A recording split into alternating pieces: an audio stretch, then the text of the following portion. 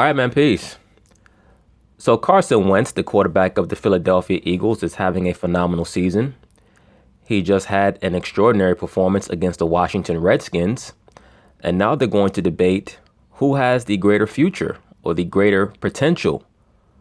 Is it him or is it Dak Prescott of the Dallas Cowboys? Of course, they're going to talk about it. I'm going to chime in. And big night for Carson Wentz as the Eagles take down the Redskins on Monday Night Football. Will Kane with us now. I know the division is very close to all of our hearts here. Will, how are we doing? That's true. Yeah, all of us. So let's get into it. Let's compare the two second-year quarterbacks. We got Dak Prescott. He had the better rookie season, but Carson Wentz and his Eagles have the best record in the NFL at 6-1, and Wentz is leading the league in TDs with 17. Will, I'll let you begin. All right. Oh, don't ma'am me. It makes me feel old. Say miss, please. As usual, with many of these super liberal females, they're obsessed with their age because, as I've told you, brothers, incessantly, the woman does not truly begin to mature until she gets to be about 45. That's why, they get so caught up in whether they call ma'am or miss or what have you. And yet they claim that they want to be respected. The term ma'am does not denote age. Ma'am is a term of respect. That is how you would address a female that you show some type of respect for. You might call them ma'am, particularly if your family has a military background. But since most of these females, they have a lot of self-image issues and a lot of age issues, they fear getting old. Why? Because a woman's viability is directly linked to her age. Men oftentimes become more appealing as they get older, into their mid-40s and late 40s. The woman starts to lose, any form of viability in her mind after about their late 20s. They start to really feel their age. They start to look in the mirror. They see those crow's feet around their eyes, and it's not a good feeling for them because most of them don't have a man at that age. So they're trying to hold on to their youth as much as possible. The only reason why I address it is because it is quite annoying to see and hear these females constantly complain about respect and what they feel they deserve in regards to respect. But then they want to quibble over terms like miss or ma'am. The youngest person here, you don't need to feel old. Okay, thank you. Who would you rather have, Wentz or Dak? Well, let's see what Will has to say about this. You don't seem like it. Well, I hate to walk into it, though, so I'm not even going to belabor it. Yes, I'd rather have Dak. Now, I think I'm telling you that. I know I'm telling you that in all objectivity and no homerism whatsoever. You don't sound confident. Well, the answer is because I'd rather have Tom Brady than Aaron Rodgers. Right, exactly right. In other words, he understands that the quarterback that you choose in regards to this discussion is predicated on the system that you're running.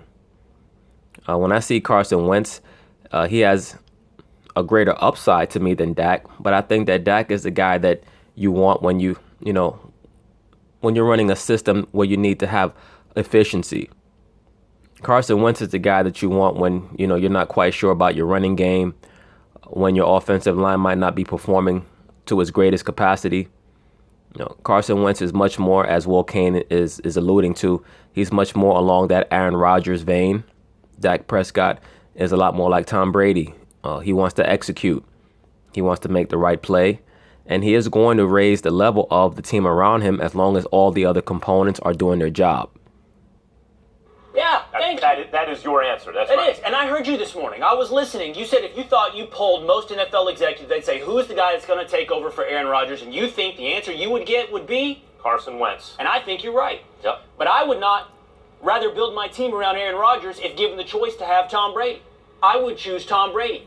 Over a decade's time frame, I think Tom Brady is the wise choice. I think it's the winning choice. Now, as much as I've pushed back on Aaron Rodgers on this program, I think he's a phenomenal quarterback. Yeah, Aaron Rodgers is probably my favorite quarterback to watch ever. In my opinion, the greatest quarterback ever is Joe Montana. Now, if Brady's able to win another title this year, that will go a long way in me having to reconsider that. Even though he's won more titles, I still consider Montana better. The greatest team I've ever seen to this day are the 1989 49ers, the team that beat Denver in the Super Bowl 55 to 14 or 55 to 10, something like that. Without a doubt, the greatest team I've ever seen. And it's not really that close. They had like the number one offense and like the number two defense in the NFL. Yeah, Jerry Rice and John Taylor on the outside, Roger Craig, Tom Rathman in the backfield, Brent Jones at tight end, of course, Joe Montana at quarterback. It was just incredible. I think he's the second best quarterback in the NFL and has been for some time. You think Wentz is that good that fast? I think Carson Wentz is phenomenal. And what I saw last night, it puts fear in my heart. Carson Wentz is a playmaker. He's a playmaker. He's somebody, he reminds me a lot of Brett Favre, a little bit of Aaron Rodgers. He makes great reads. He never gives up on any plays. He is going to put himself in positions to get hurt because he doesn't give up on any plays. Dak Prescott is the guy. He's almost like a robot. He's almost like a robotic quarterback. You know, he's going to slide when he's supposed to slide. He's going to go down when he's supposed to go down. He's going to extend plays only when he calculates in his mind that he should be trying to extend a play.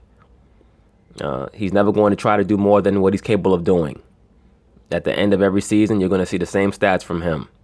36 to 3,800 yards, 24 to 27 touchdowns, single-digit picks, high 90s to over 100 quarterback rating. That's the guy that you're going to have for the next 10 to 12 years, which is a great thing. A guy like Carson Wentz, if you hook him up with receivers, he's a guy who could give you 40, 45 touchdowns. So it depends on your system. It depends on what you have working around these two guys. As a Dallas Cowboys fan, I watch that. I think he has the arm, the decision-making. I think he has the gamesmanship. I think he shows up for his team, and apparently he puts in all the work and preparation and has the, as Louis Riddick put it, football savant's brain for seeing how to play the game. But so does Dak. Dak has almost all of those same things. And over the past, what has it been now? I'd say 14 months. Dak has given you zero pieces of evidence to ever select anyone over him. Yeah, he's extremely buttoned up, Dak Prescott. Extremely buttoned up. That guy always looks like he's on point.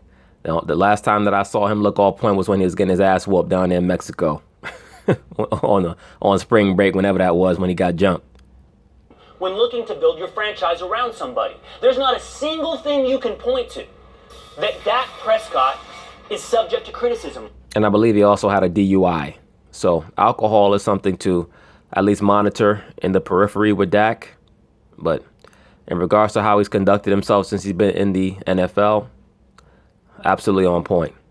A year into his tenure, he led the Cowboys to 13 victories. A year into his tenure, he broke Tom Brady's record for consecutive passes without an interception.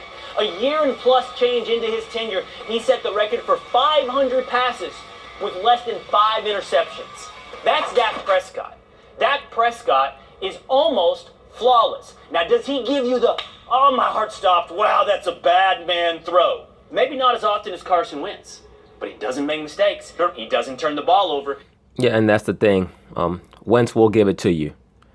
And the issue is, will the Dallas Cowboys have the secondary to make him give the ball to them?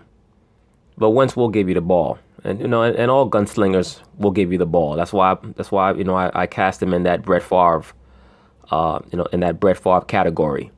He will give you the ball. Now, the thing that makes Aaron Rodgers so special is that he's a gunslinger who oftentimes only has single-digit interception seasons.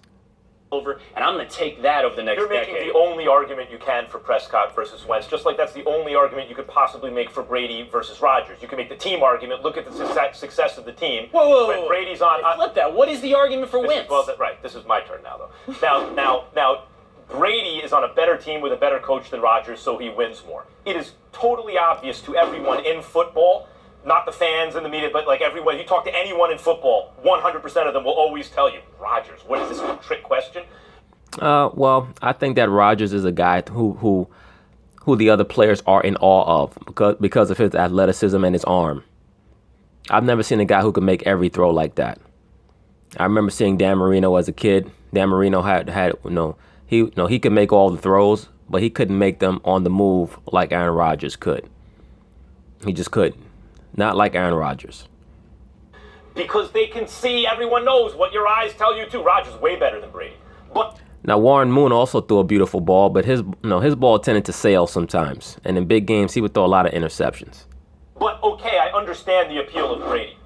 And Dak, same thing with Wentz and Prescott. It is clear that Wentz is better than Prescott. However, if you want to make it, Prescott does nothing wrong. You're right. Like when people, and he has the it factor. He's already a great quarterback, and he's only going to get better. It's not a negative argument about Prescott. When you will say, what can you possibly say? Like he has given you no evidence that he's not the best.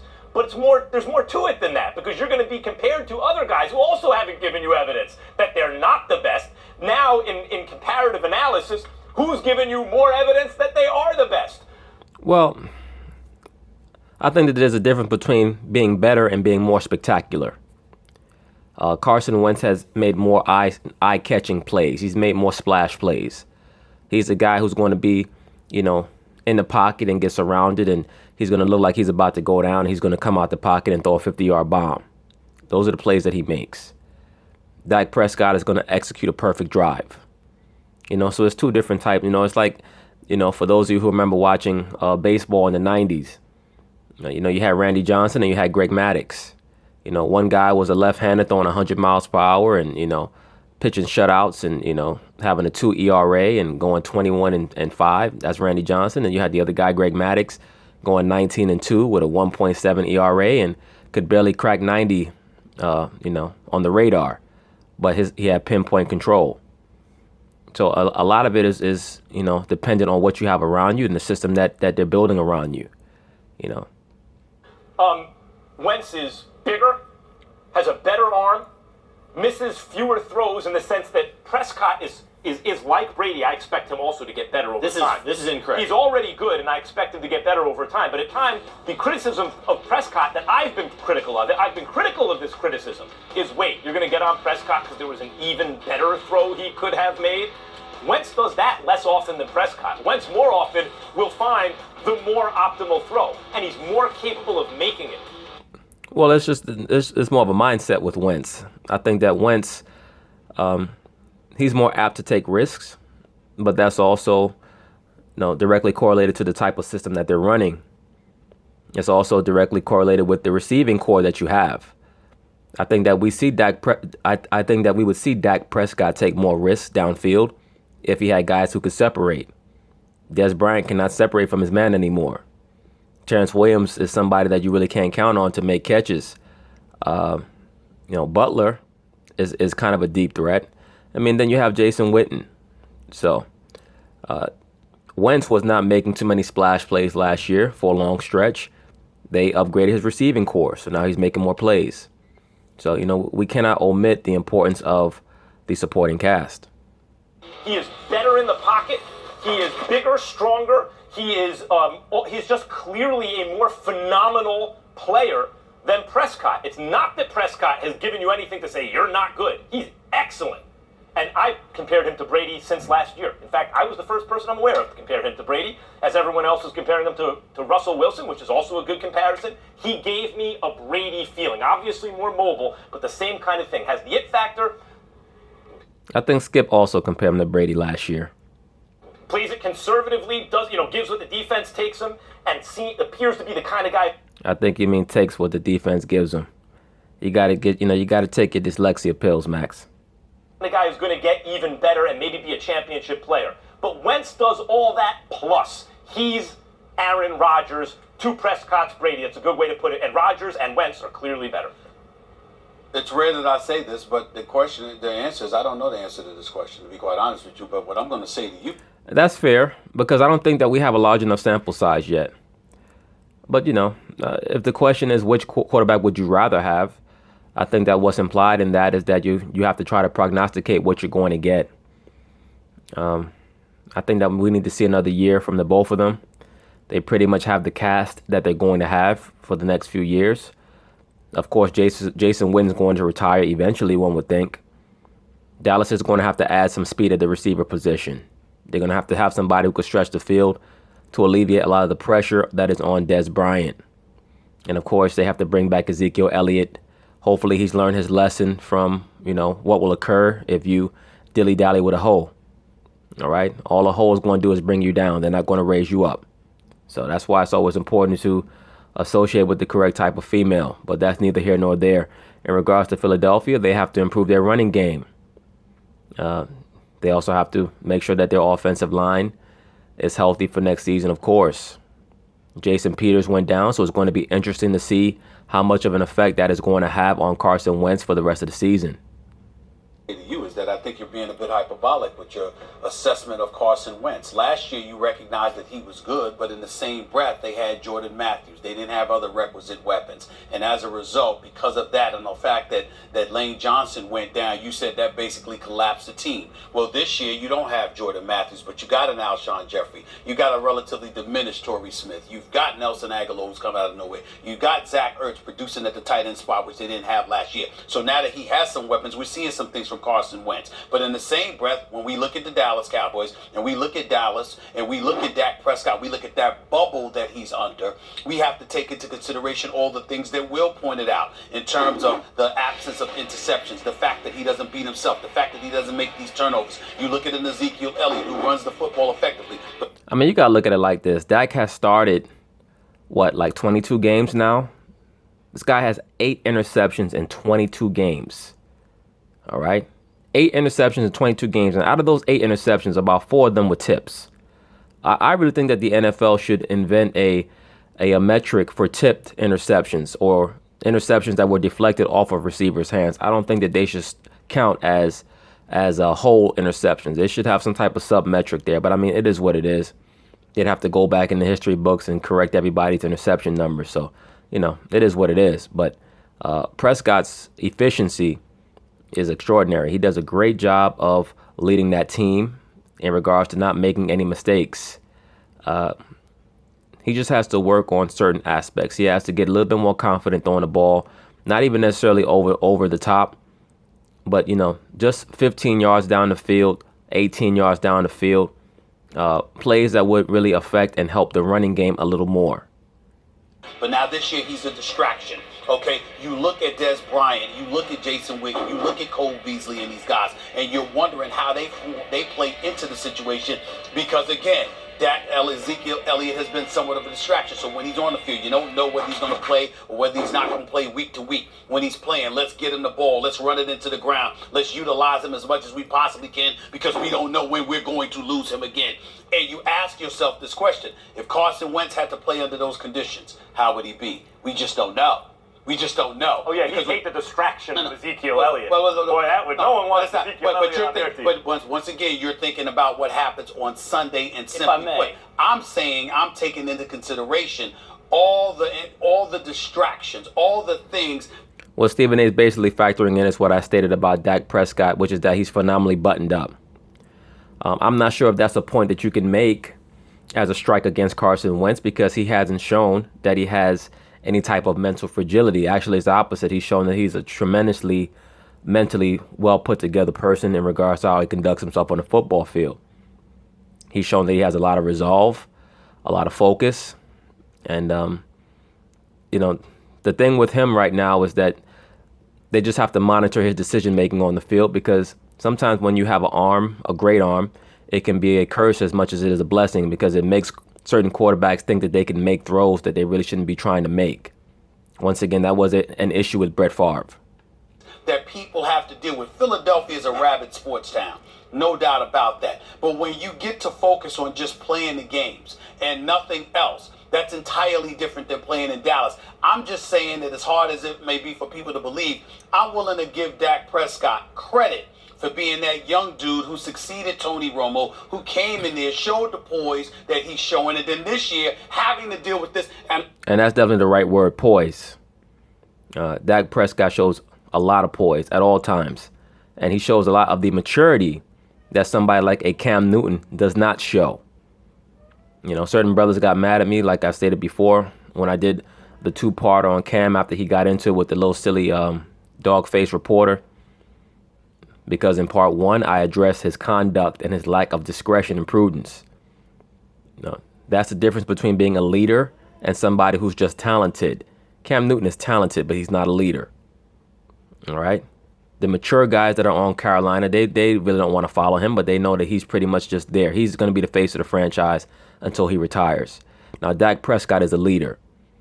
That's why as a rookie, he was able to pull guys over and convert them over to his side that had really been devoted members of Tony Romo's retinue for the previous 7-8 years.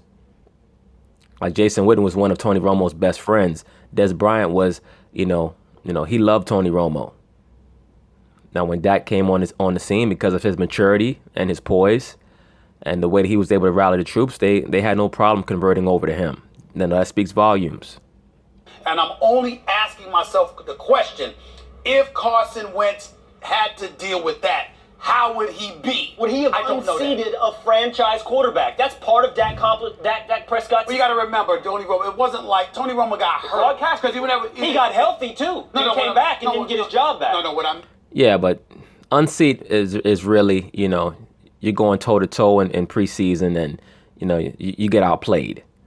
Unseated is not the top guy goes down and then you get a chance to show what you can do and you excel. I mean, you can kind of say that if you want. It's kind of the Lou Gehrig scenario. But, when I think unseated, I think direct competition and somebody getting totally outplayed. At the point where Tony came back, I think that they were like 7-0 or 7-1, something like that. And they had to have been 7-1 or 8-1 because they had lost the first game to the Giants. So they were not going to give they were not going to give the starting quarterback position back to Tony. That just was not going to happen. Not for a guy who had been 8-8 for most of his career and who had one season where they went 12-4. Of course, they had the other season where they went 13-3. They lost to the Giants in the playoffs, and then 12-4 they lost to Green Bay, up in Green Bay. But I think that they realized Tony's 35, 36 years old. He's brittle. This Dak Prescott coming down was like a gift from heaven. I mean is that he got hurt. Dak performed while he was hurt, and then you had to ask the question. It wasn't just about how Dak was performing. It was the fact that Tony Romo had a history of injuries. So how reliable was he? Romo going to take the job back from Wentz if Wentz? No, I don't think so. I don't know. But let me tell you something. I do. The answer is no. If I may. So your conclusion in the end, though, is you don't know. I don't know. All right. Yeah, but Max, Wentz was like second pick in the draft, whatever he was, first pick, second pick in the other. No, he's had to have been second because Goff was first. So that's totally different from Tony Romo being unseated by Dak Prescott. All right. Well, the reason that you caveat... Allegedly, quote-unquote unseated. And the reason that you always say things like right now and don't marry yourself to a position... It's actually it's because you don't watch soap operas. That's actually him. It's because you don't watch soap operas. Really? See? Really? Okay. What? See, I heard You do listen. I do listen. Right. And I'm really disappointed that you found yourself in this non-committal position this morning.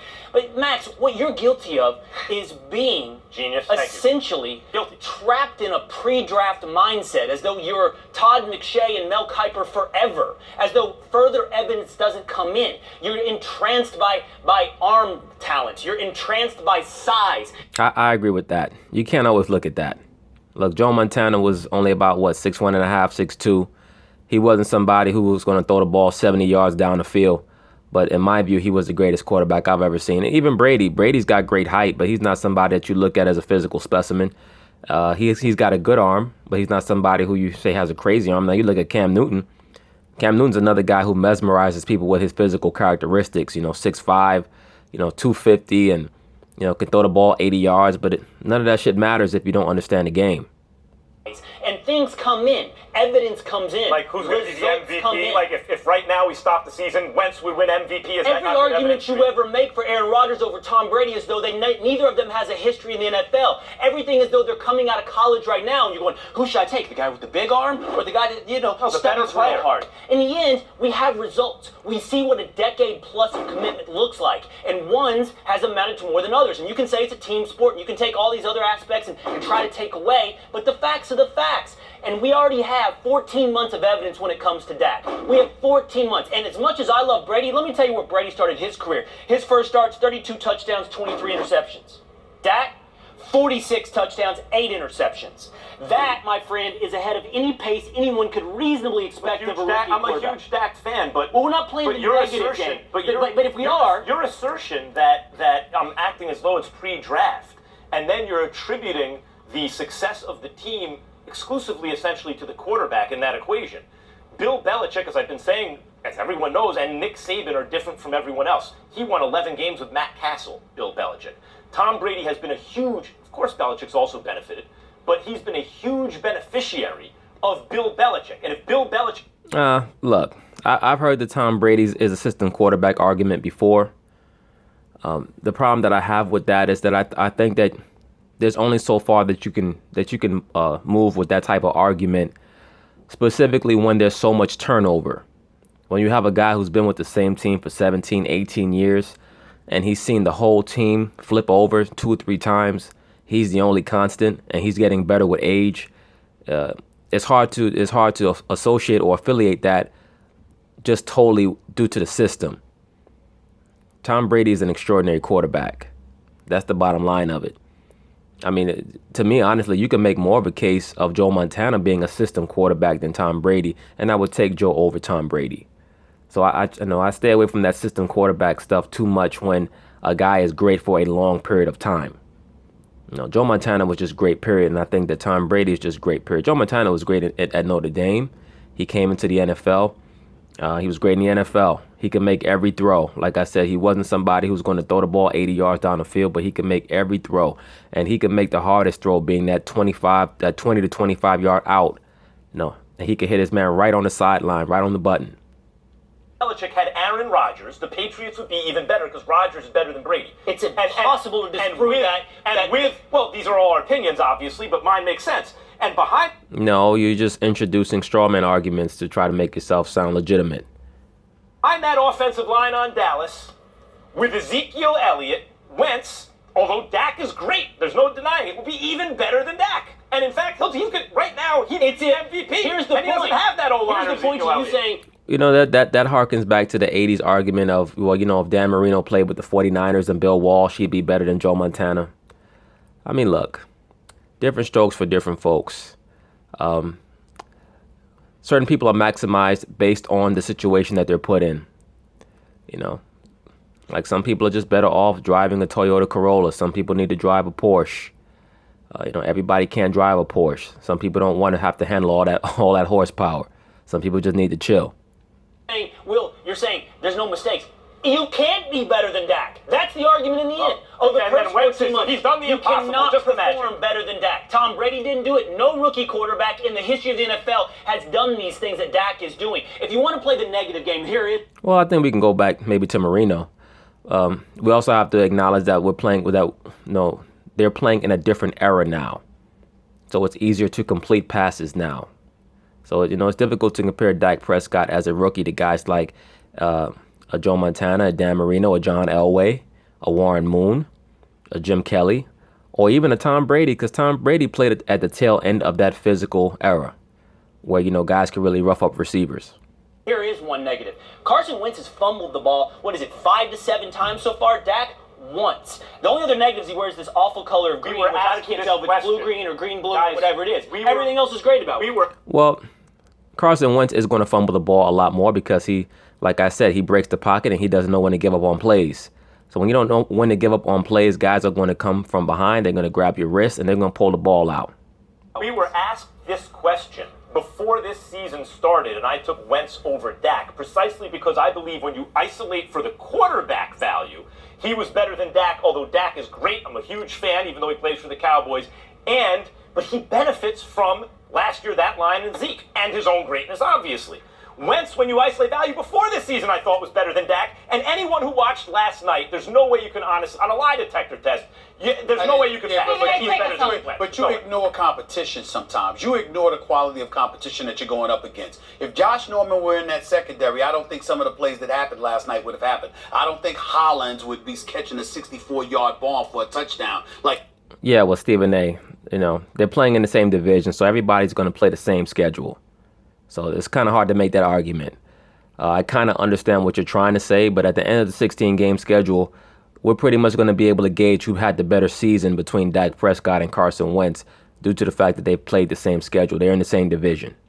Like he did against Swearinger. I don't see that happening. And so what I'm saying is you have to take that into consideration. I can't ignore the level of competition that the Eagles have gone against, nor can I ignore with Dallas beating 49ers 40-10, and you sitting up there acting like they've arrived because, oh my Lord, it's a statement game with 3 straight 49ers. Games of 35 points. I can't get caught up in all of that. The point that I'm trying to make to you is that we shall see. It's definitely 1 and 2. I don't think it's cut and dry. I like some things about Wentz, but I do respect the fact that Dak Prescott has been in that kind of bubble with those kind of distractions. Also, please understand, Dak Prescott has a background in psychology. So he understands the importance of as a leader of maintaining a balance. That's one of the things that really turned off, not to digress, but that's one of the things that really turned Michael Jordan off when he was being coached by Doug Collins. He said that Doug Collins was so tempestuous, like they would lose and he would come in crying, and they would win and he would be so super jubilant. And they really needed a coach who was more measured in his emotional, in the way that he expressed himself emotionally.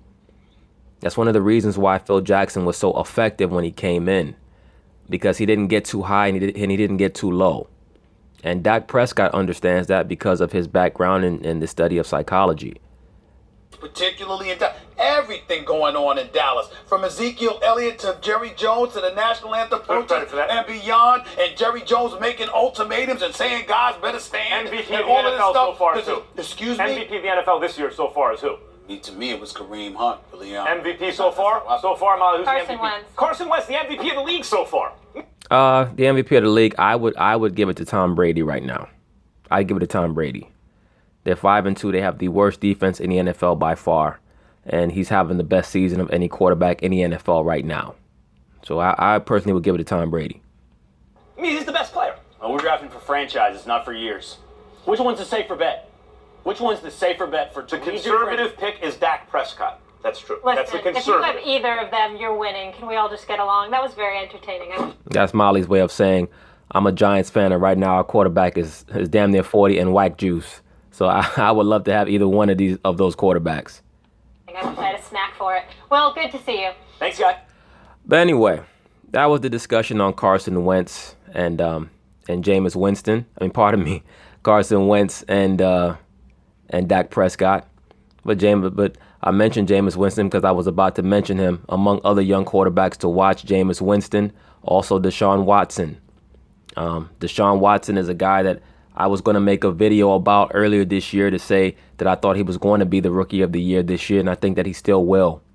But him, Jameis Winston, Dak Prescott, Carson Wentz, those are going to be the quarterbacks to watch in the future. The thing with Jameis is that he's going to have to get his interceptions down.